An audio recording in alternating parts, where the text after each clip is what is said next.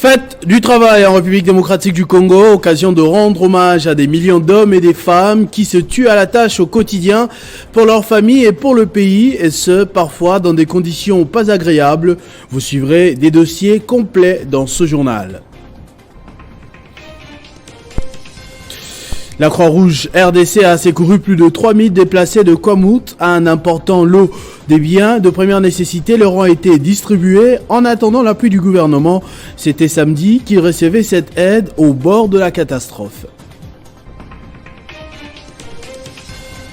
L'autre dossier à suivre absolument dans ce journal, c'est un devoir de mémoire par rapport à un événement qui se déroule à la fin du régime du maréchal Mobutu. Il s'agit d'une initiative du Parlement zaïrois sur le durcissement des conditions à l'accession à la nationalité à l'époque.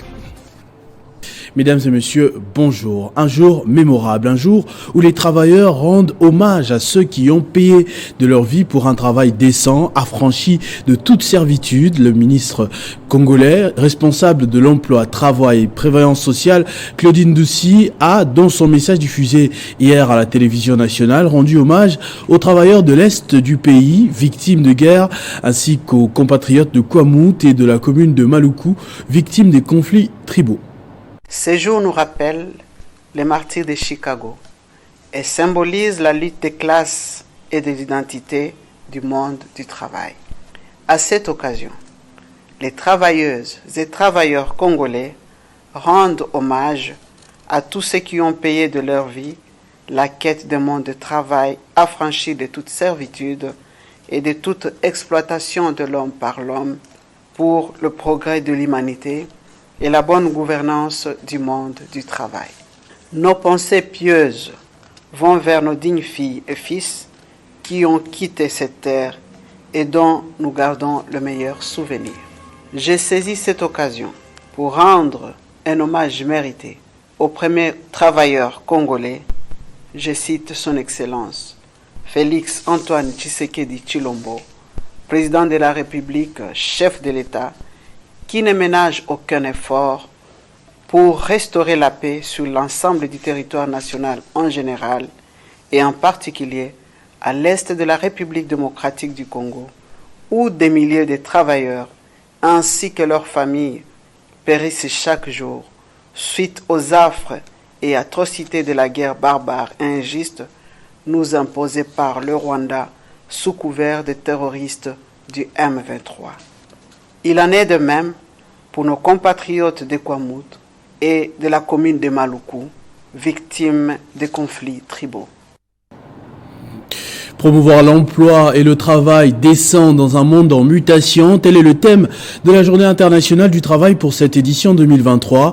Sur initiative justement de la ministre des tutelles que nous venons de suivre, le chef du gouvernement, Jean-Michel Samaloukonde, le Premier ministre, va s'adresser à un important échantillon des travailleurs dans la grande salle des plénières du Palais du Peuple. La République démocratique du Congo fait face à plusieurs défis, notamment dans le secteur du travail. Les conditions de travailleurs ne sont pas respectées et la sécurité sociale n'est pas garantie. L'absence des perspectives d'emploi stable et bien rémunérées a envoyé beaucoup de Congolais dans les activités marginales relevant du secteur informel et nombreux sont de Congolais qualifiés, mais qui se résignent à exercer des activités ne correspondant pas à leur niveau de qualification, soit à prendre le chemin de l'exil, espérant trouver mieux à l'étranger. Dr Emmanuel Tayaye, chargé de communication au programme national de santé au travail et syndicaliste sectionnaire de la section PNST du SINAMED, fait l'état de lieu du secteur de la santé. Cette journée de travail doit être une journée de méditation et matière de réflexion pour tous les travailleurs moyens de ce pays au regard des conditions de travail dans lesquelles nous exerçons. Les conditions sont vraiment pas très acceptables dans notre pays, mais également durant ce siècle où il y a des endroits où vous verrez les formations sanitaires, les établissements de soins qui n'ont pas un plateau technique qui répondent aux normes nationales et voire internationales.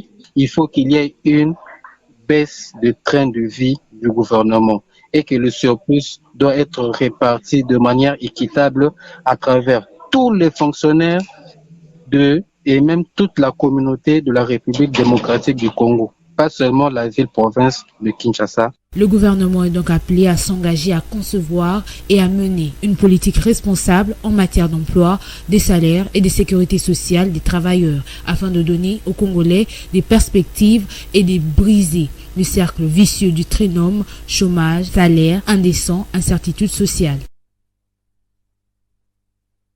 Les amis de Floyd Issa Kabuya, mobilisés dans l'association dénommée la FIC, ont marché dans plusieurs rues de Kinshasa pour exiger plus de place pour les jeunes dans la gestion du pays. Ils soutiennent néanmoins le président de la République qui a développé des actions pour l'autonomisation de la jeunesse. Aujourd'hui, nous sommes mobilisés pour une bonne occasion, c'est pour une bonne raison. Les jeunes qui sont regroupés à travers cette association, la FIC, nous sommes déterminés d'emblée, ce que je voudrais dire. La FIC veut d'abord montrer que la jeunesse est capable. Il n'y a pas que dans la jeunesse, comment je pourrais dire, des marchepieds. Nous voulons montrer aux gens que les jeunes sont capables de s'autonomiser par eux-mêmes, de prendre les choses en main, de s'impliquer dans la destinée collective de notre pays, capables de changer les choses. C'est ainsi que les jeunes se sont réunis autour de la FIC pour essayer d'apporter notre contribution à ces changements, à ces vents de changement qu'a apporté son Excellence Monsieur le Président de la République, Félix-Antoine Tshisekedi Tshilombo. Donc la jeunesse est déterminée à travers la FIC de prendre ces trains en marche et d'apporter aussi sa part du colibri. Donc voilà la raison pour laquelle c'est l'un des projets clés de la FIC, autonomiser la jeunesse, apporter la pierre de la jeunesse dans la construction de notre nation. Les jeunes Teke de l'association Muteke Telema dénoncent les massacres fréquents au plateau de Bateke. Parmi les dernières victimes, plusieurs chefs coutumiers des différents villages. À leur avis, ce sont les Yaka qui sont à la base de ce drame et ils appellent le président de la République à s'impliquer personnellement pour le rétablissement de la paix. Cette situation a causé les déplacements massifs de la population qui ont abandonné leurs activités, fouillant ainsi ces massacres perpétués au plateau de Bateke.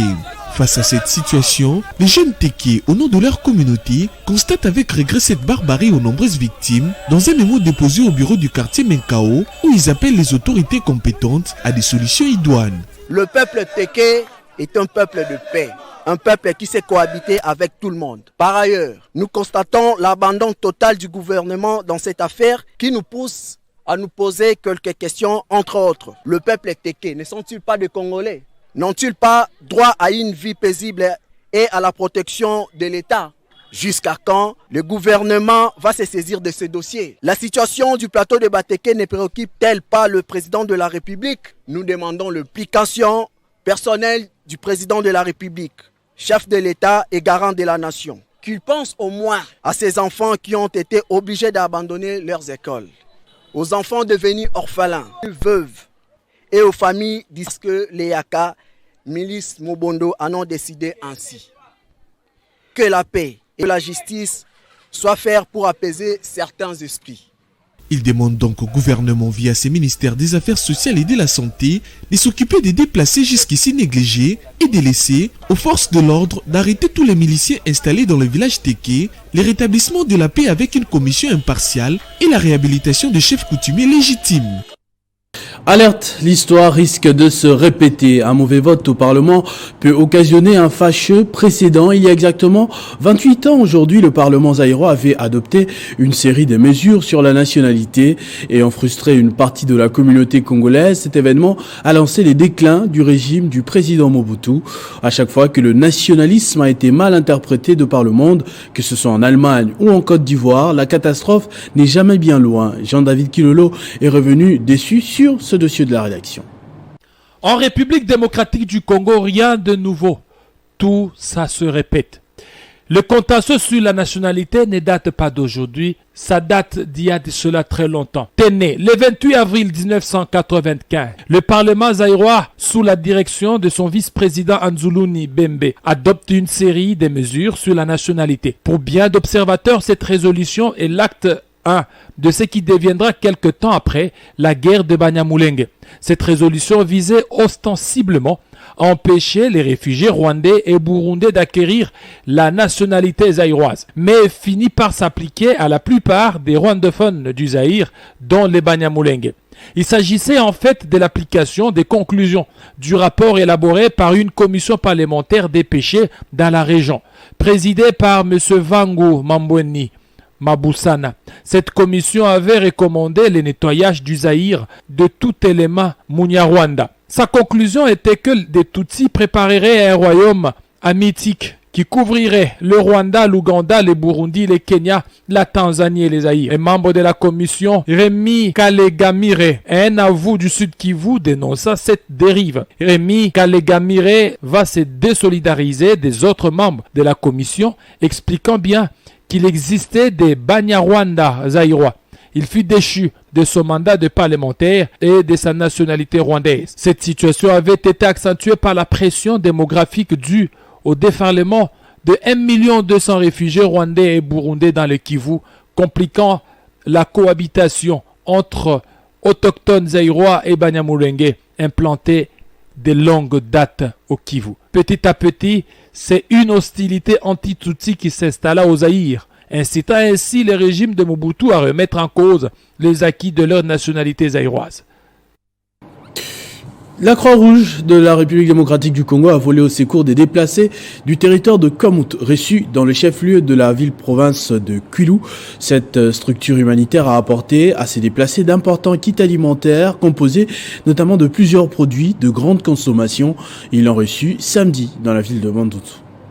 Longtemps abandonné par les gouvernements national et provincial depuis le début des atrocités du conflit Teke-Yaka occasionnant des déplacements massifs de ses compatriotes qui vivent depuis plusieurs mois à Bandunduville, la Croix-Rouge de la RDC a volé samedi au secours les 3040 déplacés du territoire d'Ekwamont reçus dans les chefs-lieux de la province d'Ikwelu, Bandunduville, grâce au financement du fonds humanitaire. En gros, la Croix-Rouge a disposé plus de 20 sacs de sel, 106 sacs des haricots de différents poids, 535 bidons de 5 litres d'huile, plus de 1425 sacs de sémoule. Pour ces services, ces gestes entrent dans sa mission de voler au secours des personnes vulnérables. Recevant ces kits, plusieurs déplacés ont remercié la Croix-Rouge, mais leur vue au gouvernement reste unique, trouver des moyens pour retourner dans leur village, reconstruire leur maison, retrouver leurs endroits de travail et reprendre la vie. Avant cela, ils demandent à l'État de restaurer la paix. À cette occasion, la Croix-Rouge annonce dans les tout prochains jours la remise des habits et autres biens aux déplacés. D'après le directeur de cabinet du ministre provincial des Affaires humanitaires, Jérémy Bikele, la ville de Bandundu a reçu depuis août 2022 16 636 déplacés formant 990 ménages, parmi lesquels 56 enfants non accompagnés et 60 femmes enceintes. À l'occasion de la sortie officielle de l'Union sacrée de la Nation le samedi dernier au Stade de Martyrs, le parti politique Union pour les valeurs tshisekedi a salué la réussite de cet événement. L'UVT a profité de l'occasion pour réitérer son soutien au chef de l'État pour les élections de décembre. C'est une démonstration des forces de l'Union pour les valeurs tshisekédistes lors de la sortie de l'Union sacrée de la Nation. Pour ce parti politique qui prône les valeurs du fait Étienne Tshisekedi, cet événement est une réussite. UVT, qui lors de son premier congrès tenu le 19 décembre 2022, avait investi son candidat à la présidentielle de décembre prochain en la personne de Félix Antoine Tshisekedi Tshilombo, se félicite de ce que toutes les composantes de l'Union sacrée lui aient emboîté le pas. L'UVT a profité de l'occasion pour réitérer son soutien au président de la République, Félix Antoine Tshisekedi. Nous sommes venus pour accompagner le chef de l'État, Félix Antoine Tshisekedi Tshilombo, dans sa vision, celle de développer la République démocratique du Congo. Nous, c'est Union pour les valeurs tshisekédistes, parti membre de l'Union sacrée, signataire de la charte de cette méga plateforme. Nous sommes heureux de sa sortie officielle car maintenant la machine est en marche et nous sommes très rassurés que le président Félix Tshisekedi va non seulement être réélu, mais il va avoir une majorité écrasante. Ainsi, l'Union pour les valeurs tshisekidistes s'érige en ordre de bataille pour les prochaines élections. Au moins 16 000 personnes se seraient réfugiées en Égypte depuis le début du conflit. Les hommes restent en effet souvent bloqués à la frontière entre les deux pays pour des raisons administratives. Femmes et enfants arrivent donc seuls au Caire par le train ou le bus depuis le sud de l'Égypte, selon les sources locales. Des dizaines de milliers de Soudanais forcés de prendre le chemin d'exil. Depuis le 15 avril, la guerre entre le chef de l'armée soudanaise, le général Abdel Fattah al-Burhan, et les dirigeants des forces de soutien rapide, le général Mohamed Abdan Daglo, a provoqué un exode massif des civils dont l'ampleur reste encore difficile à évaluer. Plus de 16 000 Soudanais et 2 000 ressortissants d'autres pays sont arrivés en Égypte, a indiqué jeudi le ministre égyptien des Affaires étrangères. Au Caire, des réfugiés soudanais ont annoncé une prolongation de la trêve le 30 avril, un cessez-le-feu qui n'a jamais été respecté depuis 6 jours. Les violents combats ont pris en piège des millions de personnes et certains fuient l'horreur de la guerre qui s'installe. Notons que, dans une zone où la situation humanitaire est déjà tendue, cette nouvelle vague de réfugiés pourrait avoir des conséquences dramatiques, notamment pour les pays voisins. Voilà. En sport, les Léopards Basketball sur fauteuil roulant ont décroché hier leur ticket pour la phase finale des Jeux para-africains 2023. En football, la commission de gestion va se prononcer demain sur l'arrêt de la Ligue 1 et la Ligue 2. On va faire le point avec Christian Bokaya qui me rejoint comme tous les lundis pour le panorama sportif. Christian, bonjour et bienvenue. Bonjour Christopher Ochokoum, clin d'œil pour les styles. Merci beaucoup. On va commencer avec le basketball sur fauteuil. Ouais. Comme on l'a dit tout à l'heure, la RDC est qualifiée pour les Jeux para-africains 2023. Effectivement, c'est dans 2 versions que la RDC a décroché la qualification en phase finale, bien sûr, de ce Jeux para-africains qui se tiendront au Ghana au mois de septembre prochain. Les Léopards de la RDC, comme on peut bien voir sur ces images, ont obtenu leur ticket à l'issue des éliminatoires organisés à l'école belge de Kinshasa. Les Fauves congolais ont battu en aller-retour les Fauves de Bazubangui de la RCA. À l'issue de ces éliminatoires, Antoine Manga a été désigné meilleur marqueur. Le prix de meilleur joueur revient à Ronel Ndimbu. Beni Mukombo Zulu a été désigné joueur révélation, et Kane Bazou de la RCA, joueur fair play. En l'absence du Cameroun, la RDC et la RCA sont d'office qualifiés pour la phase finale qui se tiendront à Accra. Ce sera bien sûr la première édition. Voilà, les éliminatoires avaient lieu à Kinshasa. Effectivement. On va parler aussi de l'arrêt des championnats. Vous parlez déjà de ça la semaine dernière. La Lina Foot, elle, va se prononcer demain. Effectivement, puisque l'association des dirigeants de clubs de football du Congo avait déjà en fait donné leur position quant à la poursuite du championnat national. La DEFCO s'est décidée en tout cas à l'unanimité de ne pas poursuivre la 28e édition du championnat national suite aux contraintes financières, et l'organisateur devra se prononcer quant à ce. Toutes les réunions organisées pour trouver une voie de sortie pouvant bien sûr faciliter la reprise du championnat national n'ont accouché que d'une souris. Christopher Ochokoum. Interclub de la CAF, Christian, les combinaisons des demi-finales sont déjà connues. Effectivement, en Ligue des Champions, le club tenant du titre, le Wydad Athletic de Casablanca, va bien sûr défier Mamelodi Sundowns. Arsène Zola et les WAC ont éliminé de la course Simba SC de la Tanzanie à l'issue de tirs au but. Au temps réglementaire, le score était d'1-0. À l'aller, Simba s'était aussi imposé 1-0 en Tanzanie. L'autre demi-finale mettra bien sûr aux prises l'Espérance de Tunis à Al-Ahli d'Égypte, comme on peut bien voir sur ces tableaux de rendez-vous. Les différents matchs bien sûr de la Ligue des Champions pour le compte de demi-finale. Et puis sur le second tableau, en Coupe de la Confédération, l'ISMA va affronter bien sûr l'ASEC Mimosa de la Côte d'Ivoire. Young Africans de Fiston Mayele Kalala va défier Marumo Galante. Les hostilités vont débuter à partir du 12 mai prochain. Alors, ce journal est terminé. Je vous rappelle tout de suite ses principaux titres. Fête du travail en République démocratique du Congo, occasion de rendre hommage à des millions d'hommes et des femmes qui se tuent à la tâche au quotidien pour leur famille et pour le pays, et ce parfois dans des conditions pas agréables, comme vous l'avez suivi dans ce journal. La Croix-Rouge RDC a secouru plus de 3000 déplacés de Kwamut dans le Bandundu. Un important lot des biens de première nécessité leur ont été distribués en attendant l'appui du gouvernement. C'était samedi. Vous avez également suivi un autre dossier dans ce journal. C'était un devoir de mémoire par rapport à un événement qui se déroule à la fin du régime du maréchal Mobutu. Il s'agit d'une initiative du Parlement zaïrois sur le durcissement des conditions à l'accession à la nationalité à l'époque. Ne nous quittez pas, la revue de presse de Héritier Ntamboa, c'est dans un instant.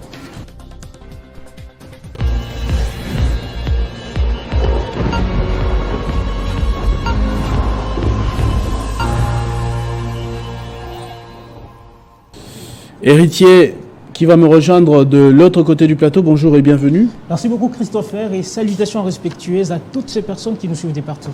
Sortie officielle de l'Union sacrée, les Congolais sont appelés à l'unité face aux défis du développement. Voilà votre premier titre pour cet exercice. Et oui, Otiokoum, c'est le titre repris à la une du journal Agence congolaise de presse. Il rappelle que les Congolais ont été appelés samedi à l'unité face aux défis sécuritaires et du développement de la RDC lors de la sortie officielle de cette plateforme politique au stade de martyrs. Soyons unis car notre unité enverra le message loin pour dire que le Congo est un et personne ne pourra le diviser.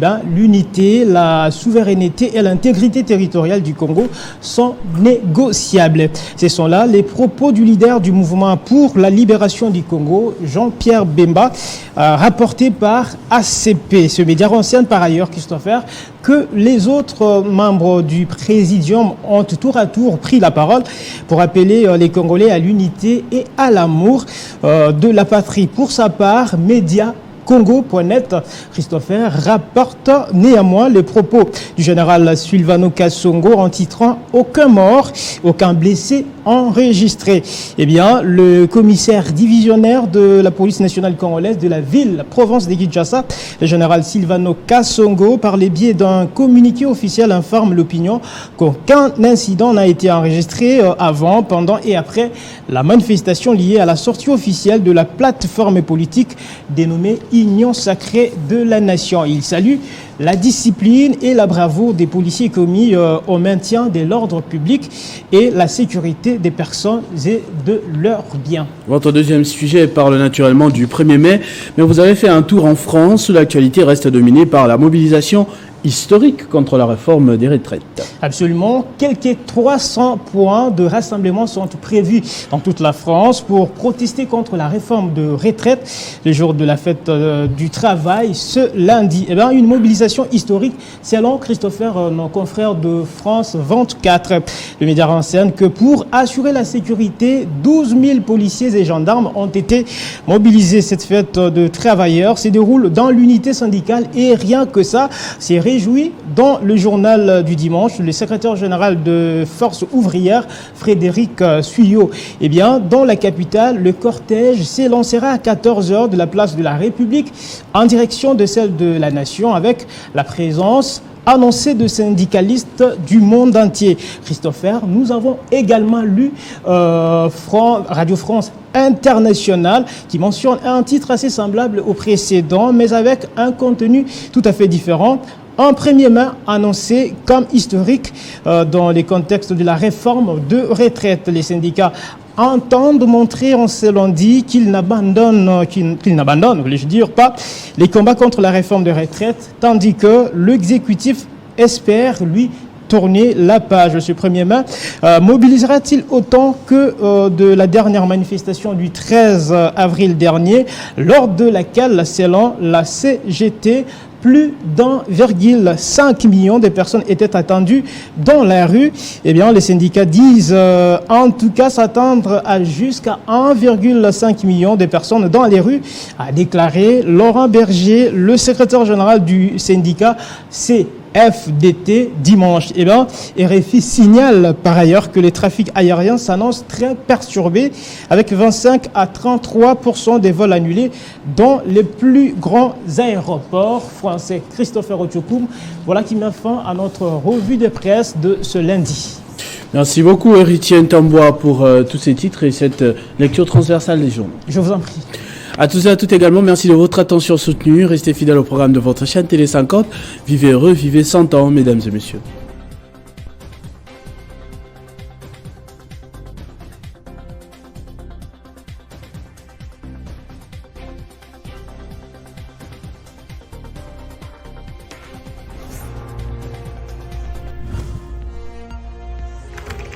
L'actualité reste